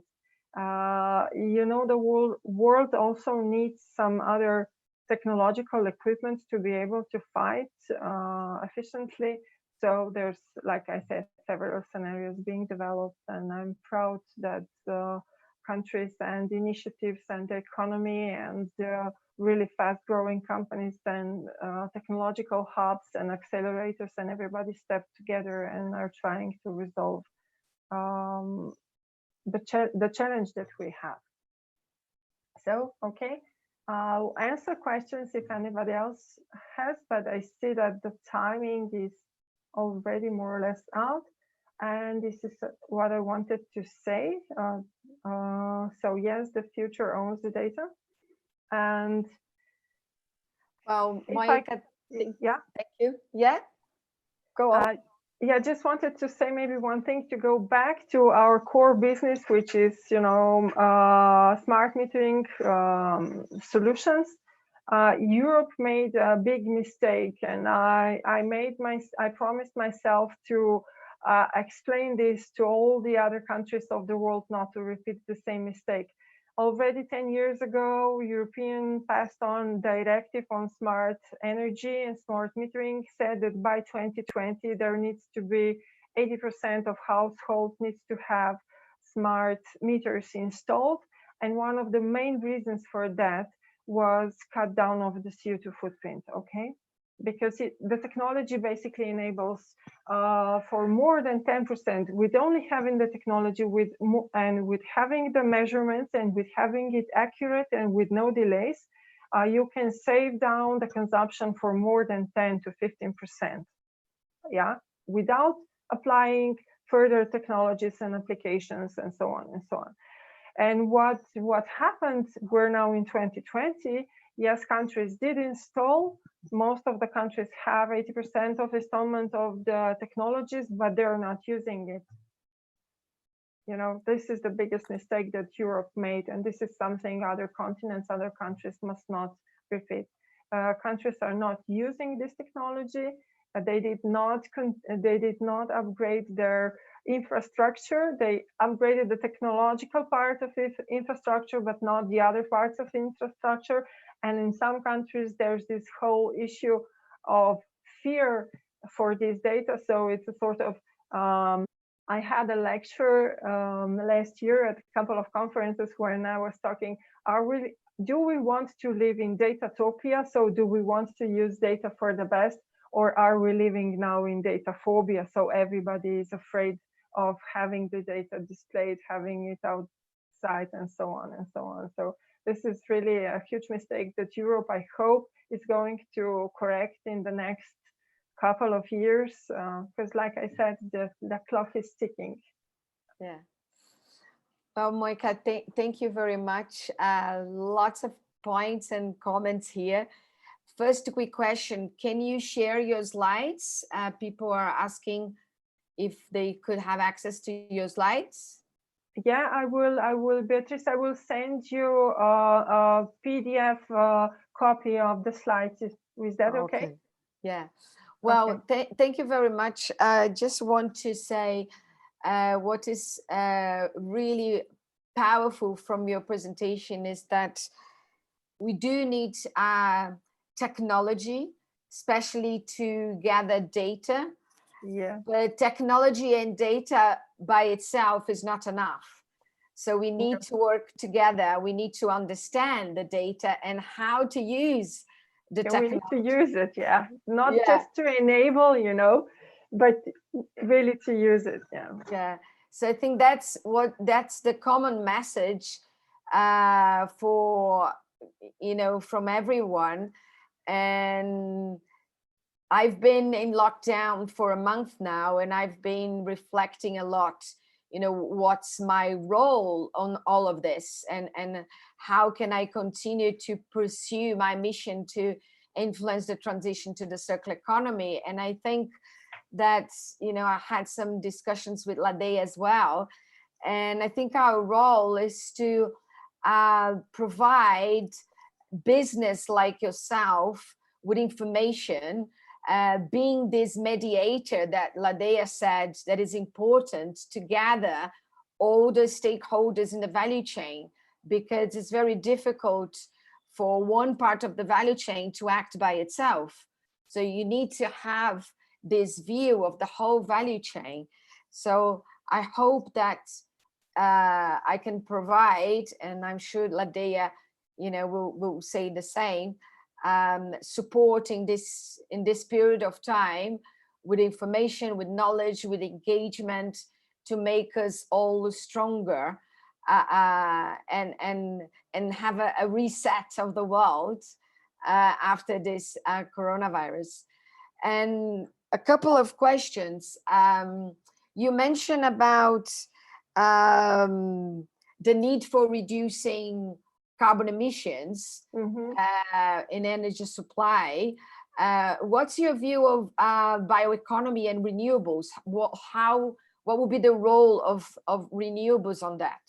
And after that, I would like to ask Ladea just to say, you know, some last words and answering the question that have been raised. So now what? How businesses are seeing the new EU Green Deal during this situation? Okay. So the renewables, yeah. I was, for looking globally, and it's not only Europe, it's really globally. In the last 10 years, basically the whole globe was, okay, we will, find this, our solution was renewables, going to renewables, cut down the fossil fuels and going to renewables. And we really thought that this is going to have a high impact and it's going to solve the situation. We are now, after these 10 years, achieved many milestones and so on, but still we see that this cannot be the only way. We cannot only produce more and then add on the renewables. Renewable energy there's no how to say, there's no every energy, no matter how it's produced, has its footprints. Its impact, yeah. Its impact, its footprints. There's no, also if you go to renewables, how do you produce the windmills? How do you produce the solar panels and everything? Basically, that, I'm sure you know, but in these technologies, the materials that are being used are scarce and are really, really dirty. It's really ecologically wrong and really disturbing for the environment to have these materials. And you need to know that China is having a monopoly over these materials, and the only reason is because it's so dirty to produce them. They are producing 90%. They are producing 90% of the materials, and they are working with them in 70%. So they are twice every year. They're trying to basically,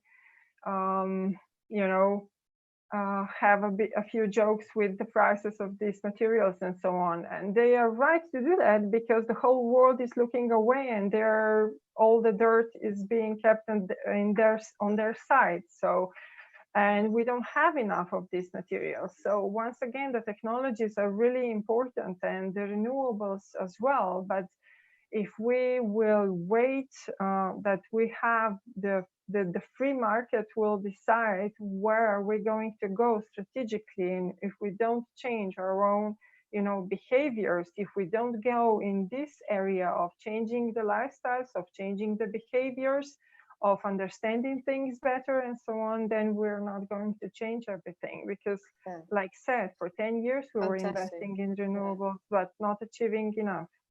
It's not just changing the source, but it's changing the mindset, right?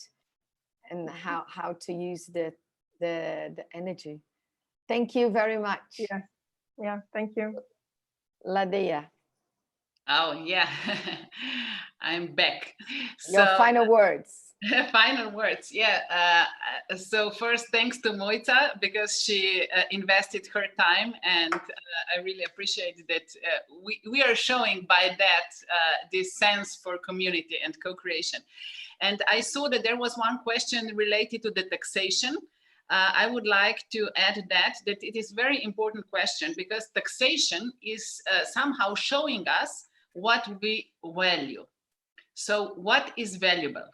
And one of the proposals in our opinion from the stakeholder platform was really to focus on that, to put lower taxation on the labor, because human capital has value and should not be overtaxed. So, and to put more taxation on the use of resources, materials, energy, and so on. So this is a big shift, because it shows you then that you somehow really value the labor force, the human capital, and that you have a true ambition to use less resources like material and energy and so on. So this is something what is really important regarding the taxation and the value.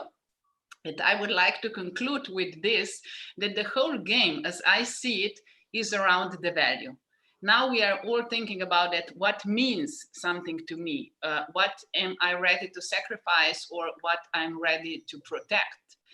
And from my point of view, really the financial capital has been overvalued. And now when the question was, yes, how the business is reacting to that, you can see that there are different reactions, and particularly those small businesses that are, at least in Europe, essential. So SMEs, the small and medium enterprises, present up to 90% of economy in Europe, and in Italy particularly, for example. So those are really those who are affected most and who are really suffering now. And on the other hand, of course, big multinational companies, they have the power, and then they have this financial capital that they can still survive. So from this perspective, I think it's of crucial importance now to really protect and support small companies, small SMEs, social enterprises, because they're the essence of our local markets. And they are like a bond around which we can then build the rest. So really to put focus on that, how to maintain them, how to support them.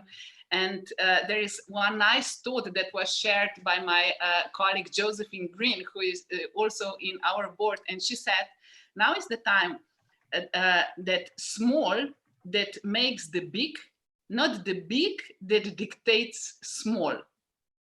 I think it's very good thought, and this is the message. So let's think about these small entities, how to connect these small entities to make them stronger. And then, of course, they can collaborate with the others as well. But by killing them, or by saying, yes, this is what we are going to sacrifice in this crisis, this would be a huge mistake. So back to the capital, yes, financial capital used to be the driving force, but now we are realizing that natural capital, human capital, is of great importance. And what this webinar is showing, at least this is my feeling, is that we are super rich because we have this social capital, we have these networks, and together we can do much more than each of us alone. So that would be my message, and I cannot end without Guido Bram, you know him, because he's the one who put us together in a special way. And at that time, so it was 6 years ago, he said, we are the people we have been waiting for.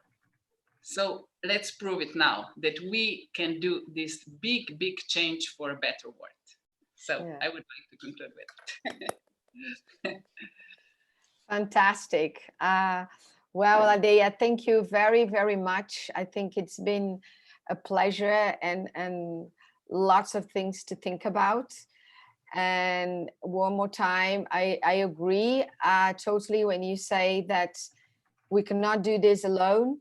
And the best attitude for now, for everyone to go through stronger from this pandemic, is to have this feeling that we don't know it all, we don't need to know it all, but we will learn together and we can do great things together. And we can see all these emerging collaborations and companies changing their production process to produce new things, ventilators and masks. So we can do this. So I want to finish this chat with a positive mood, because I think, yeah, we have each other, and we will be building that bridge and supporting our member companies and the government and the markets to get stronger from all of this and towards the circular economy. Yeah, thank you. So bye-bye. Thanks to all our international participants. For the Brazilian participants, we'll still have 10 minutes that we can have a follow-up discussion and go through a few more questions about the hub, about our international contacts and future knowledge exchange. Thank you very much. Thank you. Bye-bye. Bye-bye. Thank you, Ladeia. Thank you, Moja.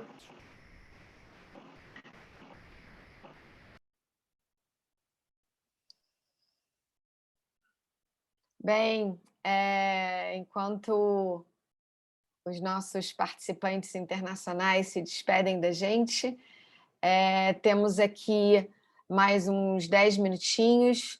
Quem quiser fazer alguma pergunta, tem uma série de perguntas aqui já rolando.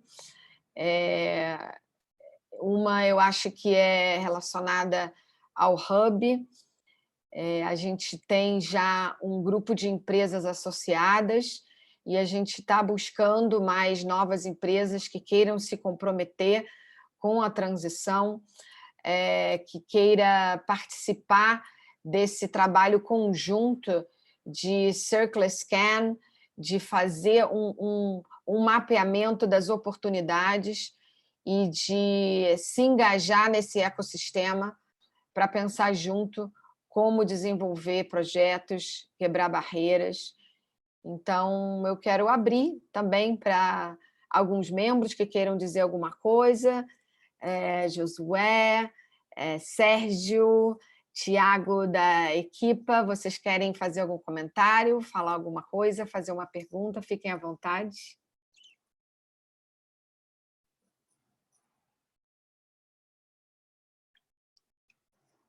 Fernando, eu acho que deve estar todo mundo com um mudo, né? Sim, mas eles podem desabilitar o mudo e falarem se eles quiserem. Yuri, obrigada aqui Beatriz, pelo... eu Pode achei falar? particularmente interessante Quem está a falando? última... Quem está falando? Sérgio. Oi, pronto, pode falar. Eu aqui, ó. Achei particularmente interessante a última fala da Deija sobre a questão de valorização do trabalho, a questão de taxação, né, de energia e fontes e menos no trabalho, né, uma coisa... Eu nunca tinha pensado nisso e não li a respeito disso, e me parece uma coisa bem...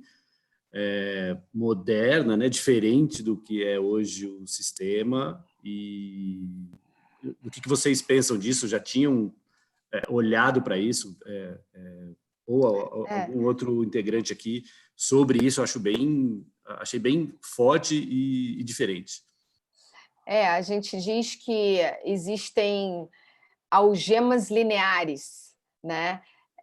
Que a questão da economia é mais barato você explorar os recursos naturais do que e fazer novos produtos do que você consertar e ter a mão de obra para você fazer essa remanufatura. Mas eu acho que o Josué, se ainda estiver aí, pode até falar um pouco da experiência da Syntronics, que eu acho que é um caso muito bacana, porque eles mostram como que eles recuperam.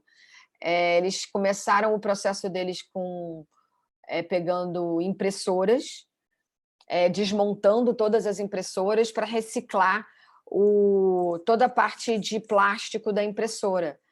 E o que mostra é que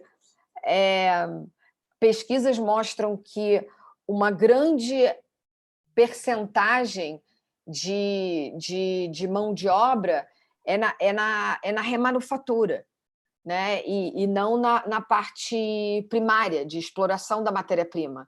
Então, se a gente caminha também para uma economia que a gente fortalece o reuso, a remanufatura, a gente vai estar gerando mais emprego, a gente vai estar criando oportunidades de negócio, que é um aspecto muito importante para o Brasil, né? E é um pouco daquela retorno para quando a gente era pequeno, que a gente levava as coisas para consertar, né? Então, a Europa já está avançando nisso, criando incentivos, como ela falou, mas eu acho que isso já está acontecendo, de certa forma, em alguns setores aqui no Brasil. A Syntronics tem também um shopping center de computadores remanufaturados. O International Resource Panel, eles têm um relatório sobre remanufacturing que fala o potencial econômico de você, apesar de ser mais caro a mão de obra, o potencial de você pegar um produto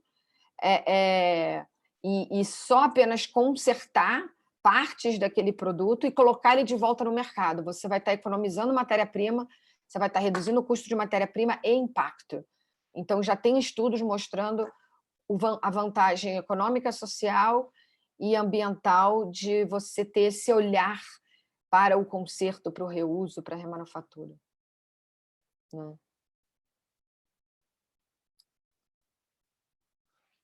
Você está no mudo, Sérgio.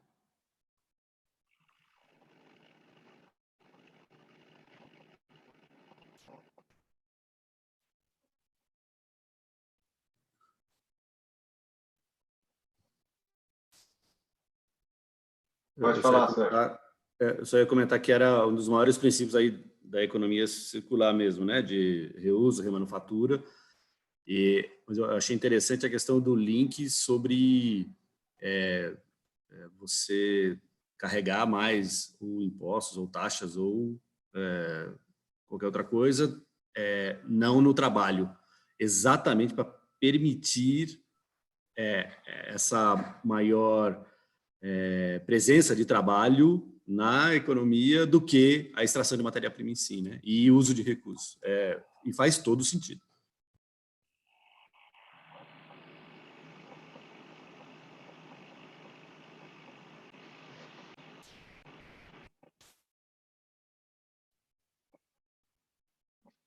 Bia, eu acho que você está no mudo. Nós queríamos agradecer, a gente teve um pico aqui de 130 pessoas no nosso webinar, sendo aí uns 20% de fora do Brasil. Acho que isso é um número bastante representativo, mostra a importância que a gente está tendo no Brasil, está acontecendo em todos os lugares do mundo, essas mesmas discussões que a gente está fazendo aqui. Então, é importante a gente ter esse pool de empresas de diferentes setores, de segmentos, de tamanhos, para justamente compor uma coisa diferente, porque bom, acho que o que a gente está vivenciando hoje do Covid é uma coisa ímpar, e pós-Covid, como a Bia colocou no começo, da questão climática, que todo mundo já sabia há muito tempo, mas até agora acho que realmente está caindo a ficha de que é importante a gente se unir para fazer um trabalho. Então, acho que esse é um caminho. O Hub, toda essa nossa proposta de valor é um caminho para os negócios, e como a gente pode ver também na Eslovênia, esse trabalho também envolve uma plataforma multi-stakeholder. Então, acho que esse é um desafio que nós temos aqui no Brasil. Vamos falar dos negócios. Eu acho que os negócios são importantes. 80% dos recursos do mundo estão na mão dos negócios, então acho que isso é uma coisa que a gente tem que considerar e fazer juntos e ver como que a gente cria sinergias para dar esse passo. Bia.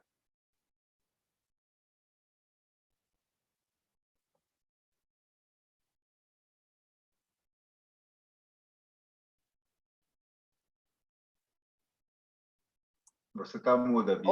Oi. Eu acho que outro ponto interessante também, e até destacando a presença do Sérgio, da Bomix aqui, é esse olhar da cadeia de valor, né? Do que a Ladeia falou, do grande trazer o pequeno ou trazer o seu fornecedor para fazer junto, né? Que é um ponto que eu coloquei também no início, né? Agora eu acho que na economia circular a gente sempre diz que o seu fornecedor deveria ser visto como co-criador de solução e não simplesmente alguém que você demanda uma nova diretriz, um novo padrão. Então, é esse que é o objetivo do Hub de Economia Circular, o modelo que a gente desenvolveu de trazer todos os elos da cadeia. A gente está conversando com algumas empresas que ainda estão analisando os processos. A gente entende que esse momento é um momento desafiador para todos, mas um momento também de quem está com um olhar mais estratégico de parar e refletir, estudar, pensar como que vai ser depois desse cenário, porque vai passar, a gente vai passar, e eu acho que o nosso papel aqui é esse, engajá-los e promover essa integração. E eu acho que o webinar de hoje nos mostrou que estamos todos no mesmo momento, não existe mais aquele olhar de que o Brasil está há 10 anos para trás, tudo está acontecendo ao mesmo tempo, e a gente pode aprender, apesar de diferenças culturais e diferenças geográficas, Eslovênia sendo bem pequenininho e o Brasil bem grande, o que eu aprendo bastante conversando com a Ladeia e com outros especialistas internacionais é que a indústria e o governo em todos os países querem a mesma coisa, que é o sucesso do negócio, que é a liderança na sua posição governamental. Então, isso não muda, independente de país. Então, essa troca é muito rica e a gente só vai conseguir realmente desenvolver esses novos indicadores econômicos, essas novas soluções juntos.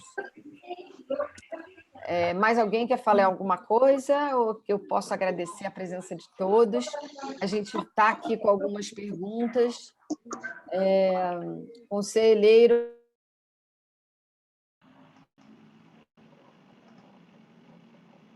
Você, Miguel. Juliana também dizendo achou fantástico, excelentes insights, parabéns a todo o time. Então, tem muito feliz de ver aqui que a gente atingiu o nosso objetivo de trazer inspiração aí para todos vocês nesse período, nessa manhã de quarta-feira. Obrigado a todos. Obrigado eu entendo, mas antes que esse vídeo ele foi lançado. Muito obrigada, pessoal. Então, muito obrigada a todos. O vídeo do lançamento do Folha está no canal do YouTube para quem quiser assistir, junto com outros. E até a próxima, então. Dia 7 de maio. Muito obrigado, Bia. Muito obrigado para todos os membros do clube. Muito obrigado. Obrigada, Hernan. Até breve. Entraremos muito obrigado, Bia, também. Foi excelente. Valeu. Muito obrigado. Obrigada, Sérgio. Fala, Baldoni. Opa! Eita porra! Bom, eu vou desligar o YouTube também. Um abraço, obrigado para vocês todos que estiveram conosco no YouTube também. Foi muito bom estar com todos conectados.